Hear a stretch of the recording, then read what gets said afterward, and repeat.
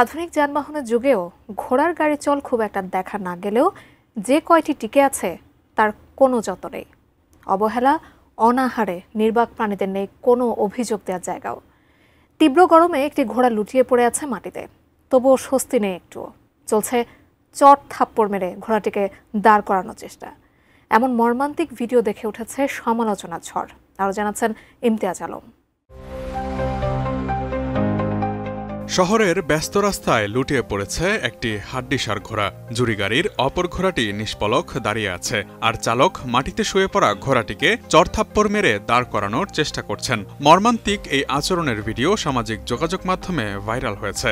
ঘটনাটি পশ্চিমবঙ্গের কলকাতার। এ নিয়ে শুরু হয়েছে তোলপাড়। ভারতে বিশেষ করে শহুরে পরিবেশে পশুদের সঙ্গে কেমন আচরণ করা হয় তা নিয়ে নতুন করে শুরু হয়েছে আলোচনা সমালোচনা।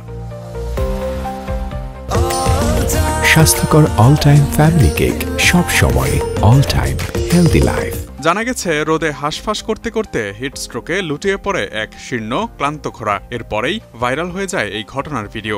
তার ভিত্তিতে ঘোড়ার মালিকের বিরুদ্ধে রুজু হয়েছে মামলাও। আওয়াজ তুলেছে বিভিন্ন পশুপ্রেমী সংগঠন।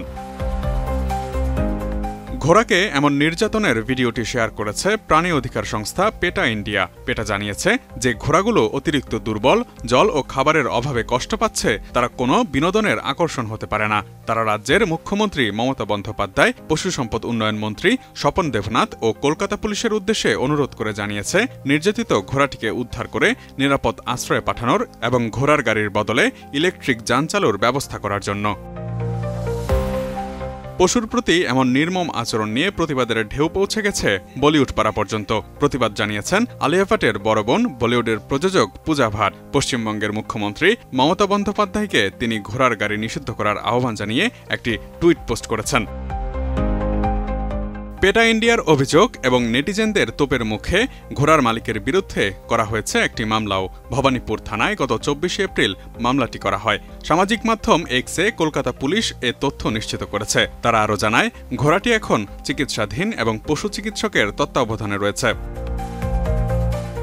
অনেকটা একই রকমের চিত্র দেখা যায় বাংলাদেশের রাজধানী ঢাকাতেও। পর্যাপ্ত স্বাস্থ্যগত সুরক্ষা নিশ্চিত না করে অতিরিক্ত পরিশ্রমের কাজ করতে দেখা যায় ঘোড়াগুলোকে। ঐতিহ্য টিকিয়ে রাখার আবেদনের মধ্যেও প্রাণীদের প্রতি যথাযথ যত্ন নেওয়ার দাবি রয়েছে নেটিজেনদের। অবশ্য ঘোড়া মালিকদের পাল্টা দাবি, রোজগার না থাকায় ঘোড়ার প্রতিপালন করা কষ্টসাধ্য হয়ে উঠছে দিন দিন। Imtiaz Alam, desk report, ATN news.